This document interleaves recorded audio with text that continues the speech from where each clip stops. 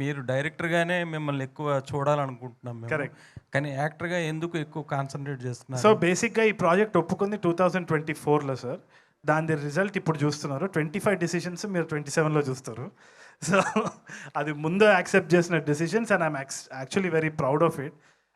ఇట్లాంటి ఒక కథ రావడం అన్నదే ఒక యునిక్ ఆపర్చునిటీ. చాలామంది వెయిట్ చేస్తూ ఉంటారు. నాకు వచ్చింది at that point of time. నాకు ఇంకా రైటింగ్ స్టేజ్లో ఉండే ఇవన్నీ రైటింగ్ స్టేజ్లో ఉన్నా అనమాట. సో ఐ థాట్ ఈ ఆపర్చునిటీని వదులుకోవద్దని అనిపించింది. సో 3 ఫిల్మ్స్ సైన్ చేసినాను.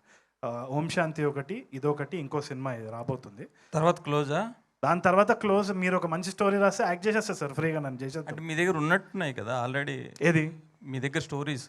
ఎస్, డైరెక్షన్ అయితే ఉన్నాయి.